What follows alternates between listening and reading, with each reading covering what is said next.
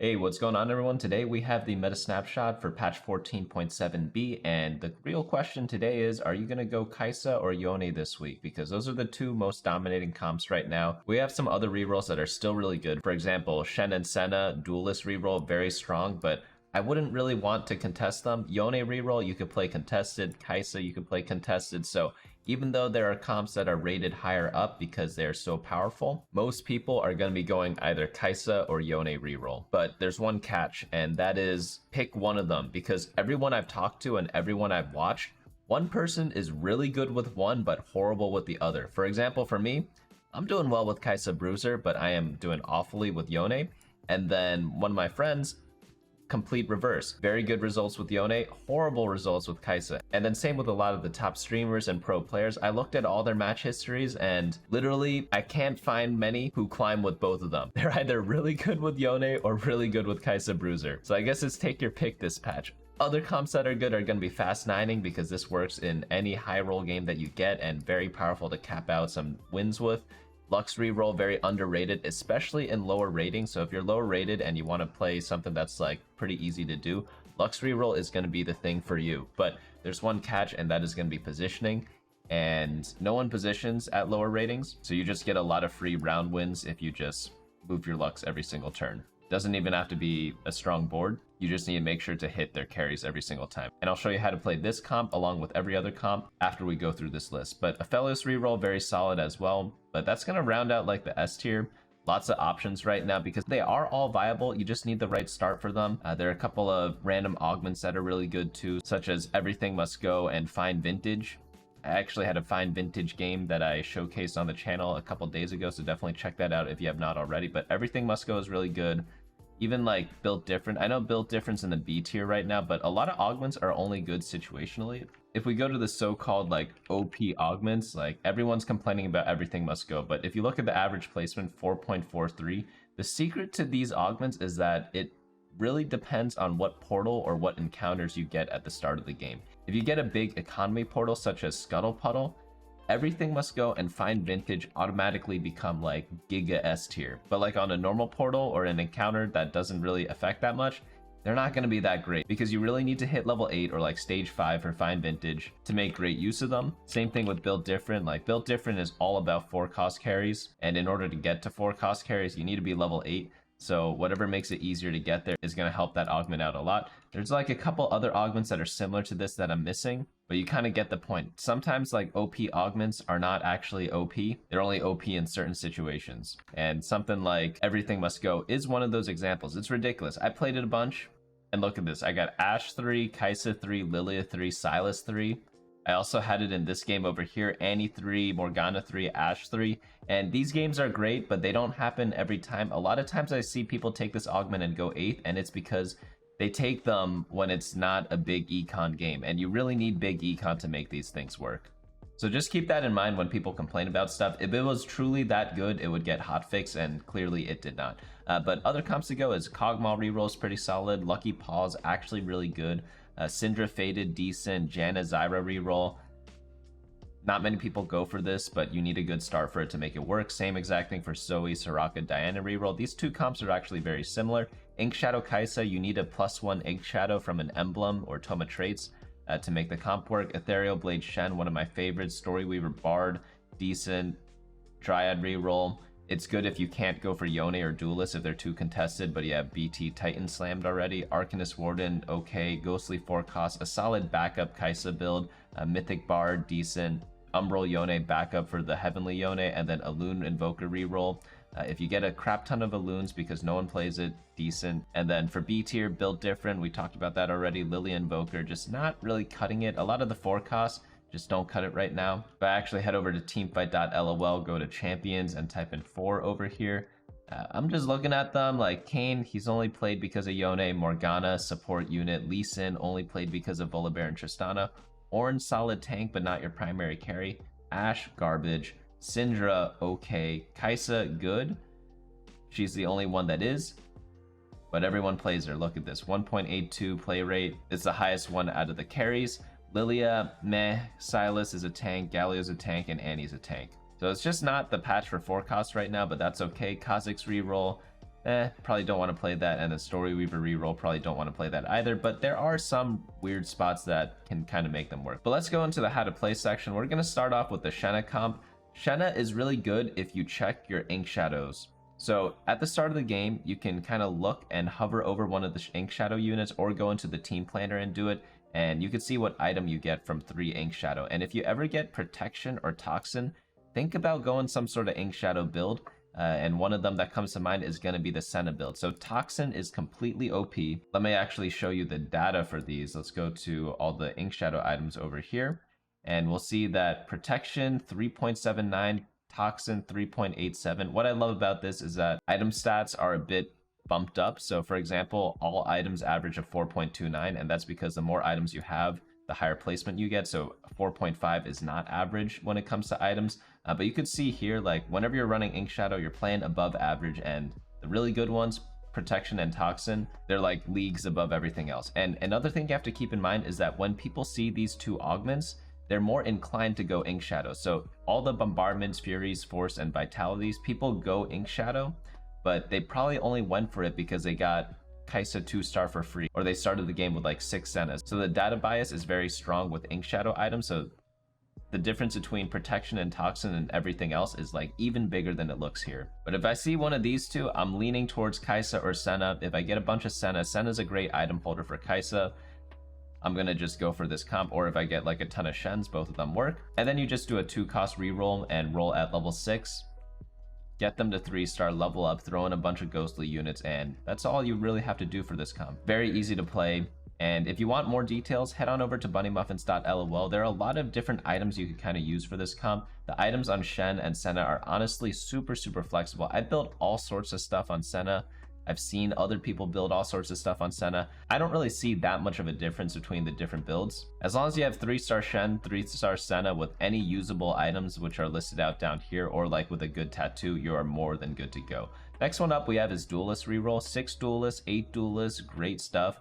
There are a bunch of different variations of this. For example, with the Duelist spat, you could go for Yone Reroll, which is really nice because you get to grief all the other Yone players. I think it's just good on its own already, but you have the added bonus of griefing everyone else. However, if you don't have the Duelist spat, oftentimes you do play Diana, or you play like more heavenly units.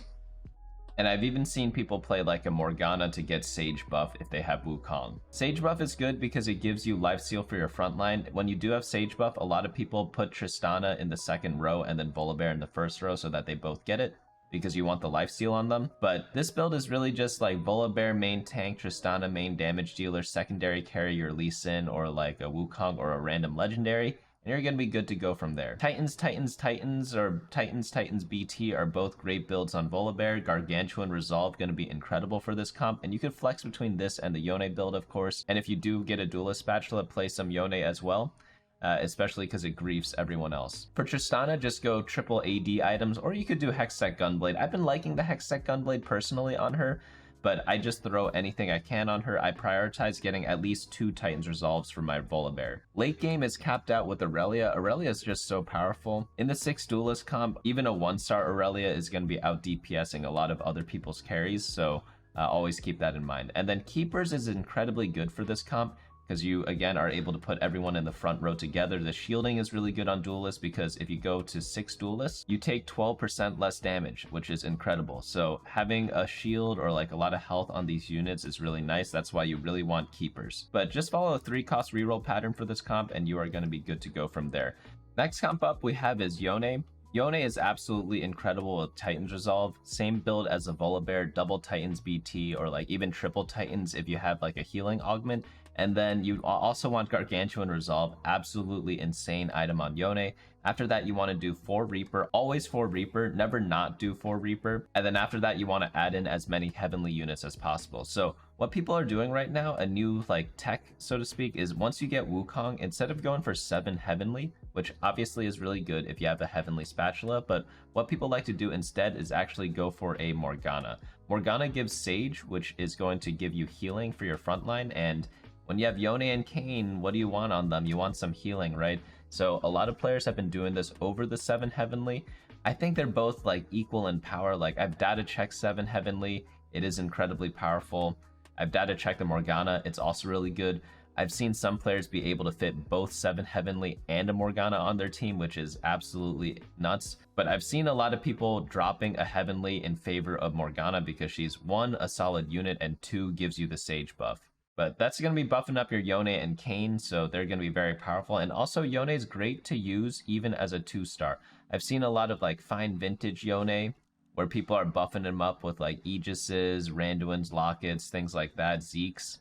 And he's been used to great effect there. And I've even seen 2-star Yone win games because you just power level and get like Wukong too, and he kind of carries as well. Wukong can just carry on his own, I've found. Like, I've hit 2-star Wukong and put 3 items on him, and just randomly I'd win when I do the Fast 9 comp, which we'll get into in just a little bit. But overall, for Heavenly Yone, you just want to do 3-cost reroll, get Yone stabilized at level 6, maybe at 3-2, or level 7 at 3-5 or 4-1. Depending on your life total, of course, and your economy. And then after that, you see if you can even hit 3-star Yone. If you're contested, definitely cannot. If you are not, then you could consider going for him, especially if you have some sort of econ augment, such as like team building. But that's pretty much how you play it. Like, you don't need Yone 3-star, which is what I love about this comp.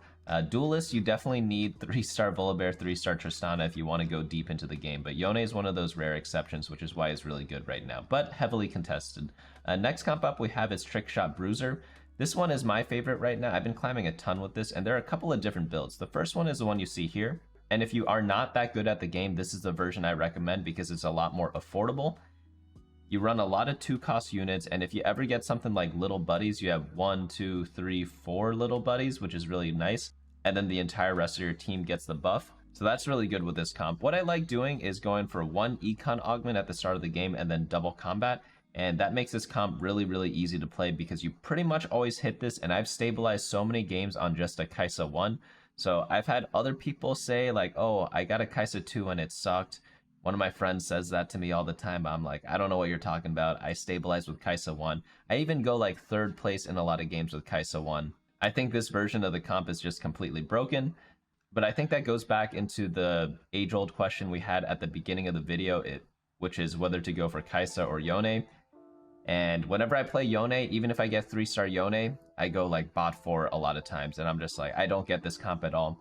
But I know it's really good because other people are making it work. But it's the same thing with Trickshot Kai'Sa. Like, I can make this comp work no matter what. You just have to find what works for you and kind of stick to that. And for me, this comp is it.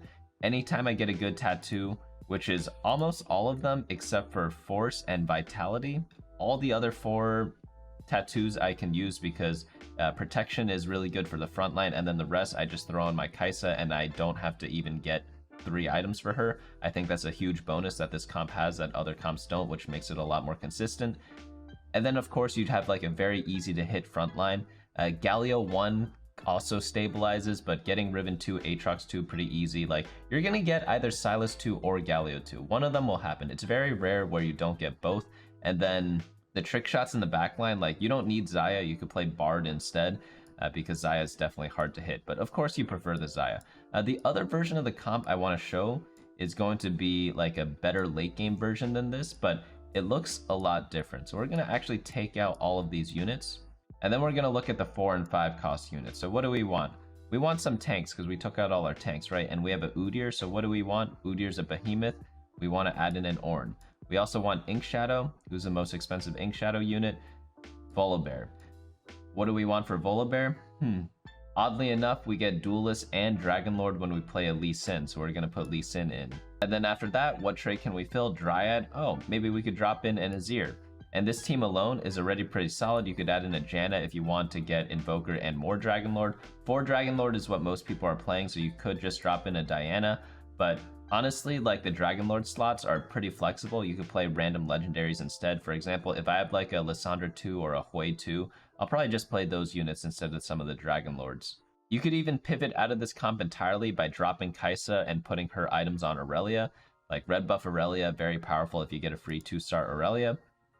But this is one of the, like, quote-unquote, like, stronger versions of the comp that people are playing, but it's a bit more difficult to kind of play because you need to get a lot of legendaries, 1, 2, 3 of them. So you need to reach level 9. So if you're doing fast 9, this is going to be one of the comps you're going to be going for. For tank items, put them all on orange. So whatever you have, like maybe you have like a Warmogs, maybe you have like a Bramble Vest, Steadfast Heart, whatever it is, like just drop it on your Ornn. Random AD items are going to go on Xayah. You could be like IE, Runons, Deathblade, anything. Random AP items on Azir. Maybe give him like a Rage Blade or something like that. And yeah, that's pretty much the team. For this one, you don't want Lucky Ricochet because you're only playing 2 of them. It's still decent, but there are better things to go for. I think if you just go for generic combat augments, that's going to be a bit better. Stuff like maybe Best Friends, Stand United, Combat Caster, things like that. Unified. Anything that gives extra stats to your team is going to be great. Like Inspiring Epitaph might be my favorite. I've been using this in a lot of different comps to great effects, but this is pretty much the board. Both comps work really well. One is easier to play and cheaper, the other one is more late game oriented. Just like the Senna build, any items work on Kai'Sa.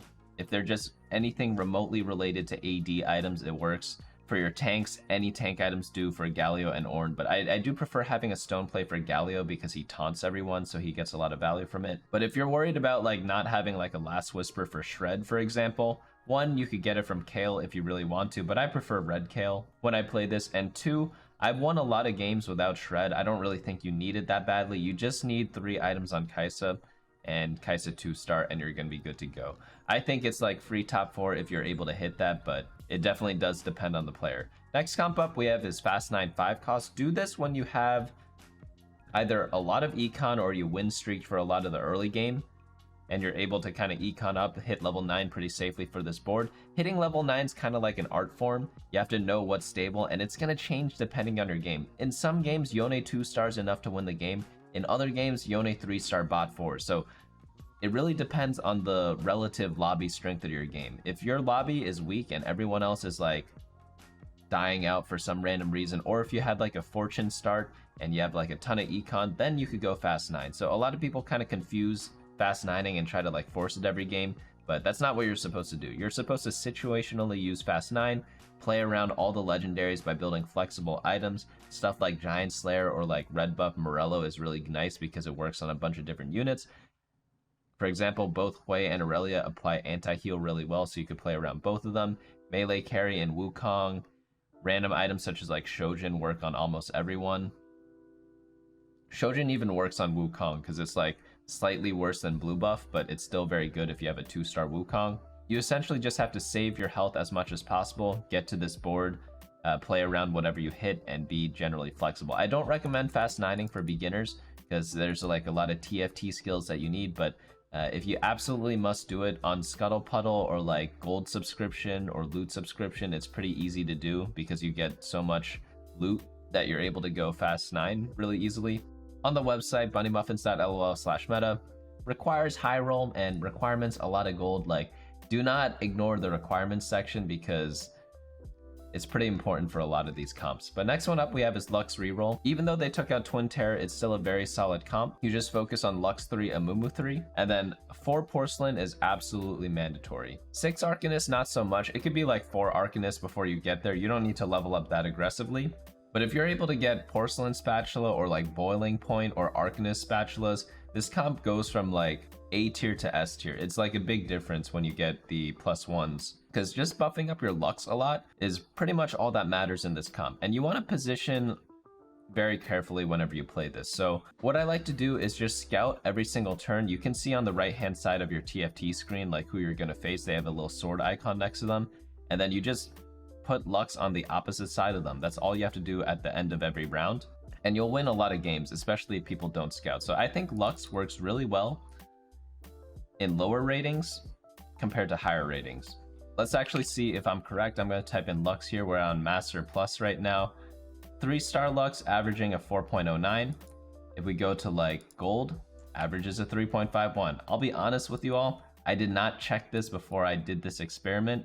And you can see it like scales up as you like go up the ranks. So it gets worse and worse as you get higher and higher. So makes sense because everyone in like higher ratings positions every single round, or at least they try to.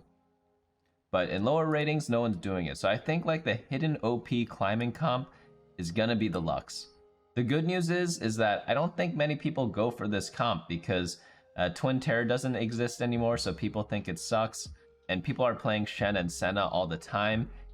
People are playing like the Janna reroll, and that means Lux is just free. No one's buying Lux. Also, no one buys a Mumu. A Mumu doesn't fit in any of the big comps right now, so if you want to climb really quickly and you're in like below platinum, let's say, or below gold, like just spam Lux. You're gonna be climbing so easily if you just scout every single round and like move her. Even 2-star Lux, dare I say it, would be enough, because if you're hitting their carries and perma stunning them, like how are you gonna lose? You know, like their carries just don't really work. But Spear Shojin, Nashor's gonna be best on her. I've seen a lot of different builds with Lux. You don't need like a full damage Lux. I've seen like Morello Lux or red buff Lux work really well because she kind of burns people down over time. I think there's going to be like damage builds and sustain builds, and you want to play into them. So if you have like Ascension, obviously you want to play into a longer game build. If you have like an Archangel Staff, same thing. If you have a 2-star Amumu but a 3-star Lux, then you probably want like burst damage and try to like get a jeweled gauntlet and knock everyone down really quickly. So there are a couple of different things you could kind of try there, but I would go all in into one of the concepts, either like a burn build, slow damage build, or like a burst damage build. Also with Boiling Point, you don't need the Spear of Shojin. Boiling Point is the goated augment for Lux reroll. Nothing comes close to it. It's so powerful. And it also makes it so you don't need one of the item requirements, which is very, very, very good, because I built like Static Shiv with Boiling Point, and I think that is like such an insane build because you just get so many free procs of Static Shiv, and Lux hits the backline anyways, so it's just a really, really good combo.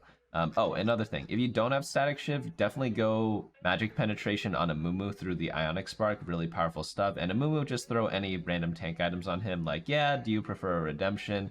Probably, but like any tank items on a Mumu plus the Ionic Spark gonna be great. Secondary carry, you could do Syndra 2-star or Zoe 3-star, depending on what you're hitting that game. Of course, if you get a Lissandra, itemize her, and then don't 2-star your Ashe. It's like a noob trap too. Like 1-star Ashe, 2-star Ashe, it's the same thing. I'd rather have 8 extra gold to like get other stuff or level up. So that's another thing to keep in mind when you're playing this. Next comp up we have is Aphelios Reroll. Fated is super duper strong right now. People are liking like the Rageblade Aphelios build, but I think any items work on Aphelios. Thresh main tank, Stoneplate on him, random tank items on him work, and then you just do a 3-cost reroll, level to 7 leveling patterns over here, and then look for 2-star Aphelios and Thresh, build Econ back up and slow roll down to 50 gold every single turn until you get Aphelios and Thresh 3. Amumu sometimes is played, sometimes he's not. It's kind of hard to fit him sometimes because often you'll be playing like 7 Fated if you have like a +1 Fated. And Porcelain isn't really doing that much for Ashe because who cares about Ashe? The comp is really just centered around Aphelios, and then in the late game, like you could itemize set. You could do like tank set or utility set if he's 1-star. If he's 2-star, you definitely want AD items on him, attack damage, because he just absolutely smurfs everyone. Next one up we have is Kog'Maw Reroll. When you play this comp, you have to call it out at the start of the game so that no one can test you. If you get a tier at the start of the game and a bunch of Kog'Maws and Cho'Gaths, that's when I would consider going for this comp, but you have to scout every single round in the early game. I'm talking about like stage 1 until stage 2-1, just to make sure no one else is going for Kog'Maw, because even though you can contest it and 2 players can hit, I'd rather not contest this, but it's pretty good. The other item that's really important on Kog'Maw is going to be the Nashor's Tooth. I just updated the items for this. Like, blue buff Nashor's is by far the best Kog'Maw build right now, and the third item doesn't really matter. It could be any damage or AP item or even like a Hextech Gunblade. But Nashor's and blue buff definitely really good together because they just make him cast so often. If you haven't noticed, like a lot of the AP item users, like I don't know where they went, but blue buff Nashor's is going to be really good combo because again they just complement each other so well, and then having some sort of magic pen on the comp is really good. Later on, like the core is just all the units you see on the left hand side. It's Cho'Gath, Malphite, Neeko, Caitlyn, and Kog'Maw. This gives you 3 Mythic, 2 Behemoth, and 2 Heavenly, and 2 Sniper. And then after that, you could flex everything else. So it could be Behemoths with Shen, Ornn. This also gives you Ghostly. Or it could be something like more Mythic, such as adding in a Nautilus and a Hui. And lastly, you could even do Ghostly builds. Kog'Maw actually works fantastically in Ghostly comps because he focuses down 1 unit. So I've seen 4 and even 6 Ghostly versions with Kog'Maw work really well because he just works really nicely with the Ghostly units. But just do 1-cost reroll for this comp, nothing too complicated there, and you'll be good to go. Next one up we have is Lucky Paws Kobuko. Obviously you need the Lucky Paws augment to get this, and you can only get it on stage 2-1. I would only click it if I have at least 2 Kobukos, preferably already a 2-star Kobuko. That way you have 6 Kobukos to start the game because the augment gives you 3 of them, and it's really strong. Put tank items on Kobuko, anything will do. Just put any items you could slam on him and he's just gonna farm you so much gold. Later on you could do like anything in the backline to complement it, such as like Kai'Sa's obviously a go-to because she's just OP right now, but on a different patch it could be literally anyone. You also get Storyweaver pretty easily with Galio, Riven, and Sivir, but Kobuko is going to be the main star, and then just literally any backline unit. If you have a bunch of AP items, like you could use like Zoe or something like that, she also gives you Storyweaver, and yeah, Kobuko just carries. There's not too much else to it. 1-cost reroll, so you follow the same pattern as you saw up here, and yeah, not much else to say there. Next one up we have is Syndra Fated. This is going to be a Syndra focused Fated comp instead of Aphelios. Blue buff great, AP items great. You could do the Nashers thing we talked about before. What I love about this build is that Ahri gives so much AP. At 7 Fated, I believe fading Ahri gives 90 AP. So before you get set, you could do Ahri plus Syndra and she blows everyone up. Later on, like I like having set because it gives lifesteal. So if you don't have a Hextech Gunblade on Syndra, you want to link up with set. If you do have a Hextech Gunblade, probably link up with Ahri or even like Thresh to get more tankiness. But overall it's like a decent build. You also want to complement yourself with Ornn with the Fated emblem, and then Ornn is going to use like all your tank items such as Ionic Spark, especially if you don't have a Thresh 3, but sometimes you do, so just itemize whoever's like start up more or whoever costs more. And you definitely want to do standard leveling for this comp. Go for Syndra, only do this if you're forced into AP. Blue buff her, put AP items, that's all you need to do. Next one up we have is Janna Zyra Reroll. This is going to be a 2-cost reroll comp, focused mainly around Janna. I only like doing this if I have like a ton of Jannas in the early game, or if I get too healthy, or Enter the Dragon. Enter the Dragon is obviously really good for Janna because she is able to do more damage after the dragon thing happens, and like essentially when you're running 4 Dragon Lord, like how can the augment not be good, right? You want to complement the comp with Diana as a main tank. Try to get her to 3-star at level 7, but you want to focus on Zyra and Janna at level 6 doing a 2-cost reroll pattern. Shojin, Rageblade, Archangels on Janna, it's like almost non-negotiable. I've seen other builds work with like a Static Shiv on Janna. A couple other item combinations are decent, but like mainly you want these 3 items. So stuff like Pandora's items can kind of help you get there.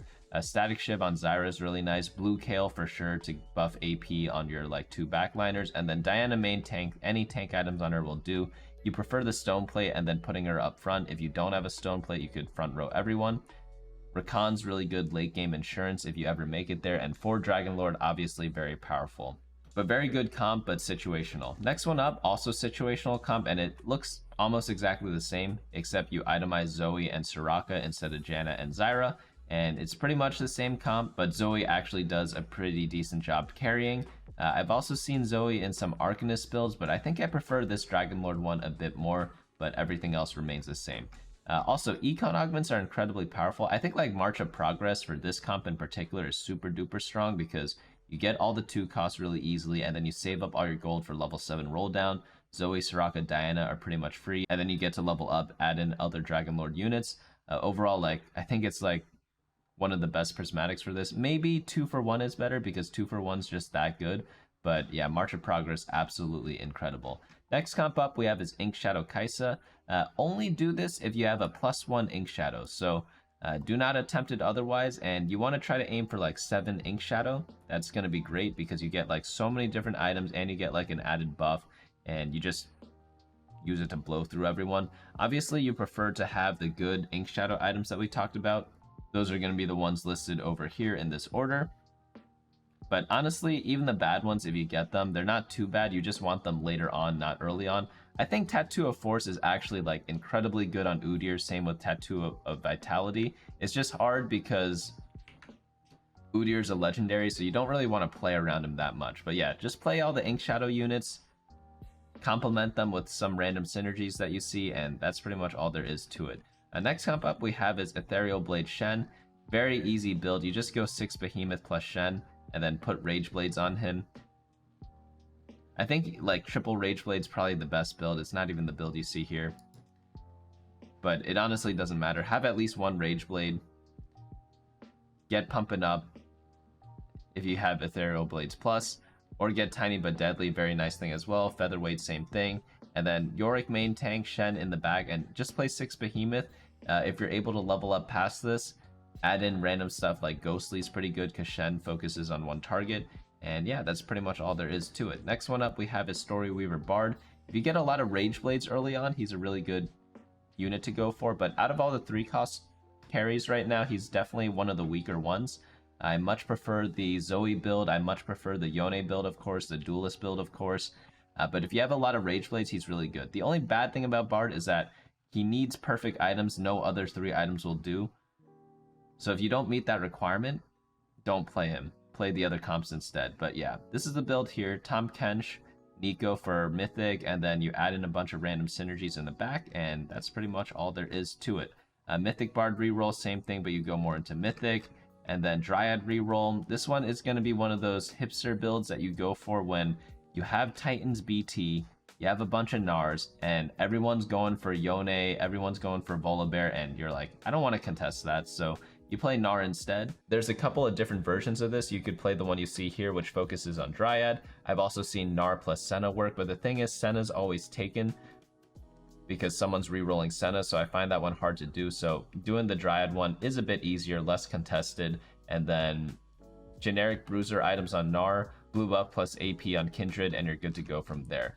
Arcanist Warden, it's an okay comp if you're forced to go into AP. AP is mainly like a backup plan because AD comps are definitely stronger right now, but you just go 4 Arcanist, 4 Warden with Syndra. You could even do Lux in this. If you do Lux reroll, you could do like 4 Porcelain, 4 Arcanist, 4 Warden, and then hopefully Lissandra in the late game kind of pushes you that extra mile. Next comp up we have is 4 Ghostly Kai'Sa. Very strong comp in the mid game. Late game, it does fall off a little bit in my opinion. There are better things to go, such as like the Behemoth Kai'Sa build that we talked about earlier. But even the Bruiser Kai'Sa, I think, is a bit better than this. But if you have the Ghostly units, just play them. Who cares? You're going to do fine with this comp. It's more than serviceable. But same thing, standard leveling, Kai'Sa items. You want good tattoos, yada yada. And then you could secondary carry Morgana, which is pretty decent. Alune reroll, don't really care too much about this. But again, if you're forced into AP and you need to reroll something, this is something that you could kind of go for. 6 Invoker, definitely very powerful because you just get so much free mana. But of course, there are better things to go for, but sometimes we're forced into AP and we're forced to reroll because we're low life. Umbral Yone plus Alune, you definitely don't need to do this version. You could do the Heavenly Yone much stronger, but if you get a ton of Alunes, like, definitely go for this. I just realized Alune and Yone aren't even brother and sisters. I think she's sisters with Aphelios. That's just a bit funny. But next comp up we have are the B tiers built different. We already talked about that. You want Econ Augment on this and then play all the 4 costs. Lillia Invoker, if you're forced into AP, like, I guess go for this, but there are better things to go for. Kha'Zix reroll, nah, not really. And then Storyweaver, yeah, okay. So we covered most of the comps there. Again, age-old question, Kai'Sa or Yone? I'm Team Kai'Sa, but let me know down in the comments below which team you are on. Maybe I could do like a poll or something, but there are a lot of other comps to go for. They're just situational because they're reroll comps. So if you don't have the champions for them, or if they're contested, can't really go for it. But I'm going to be forcing Kai'Sa Bruiser every game. I hope everyone who does the same is not in my games.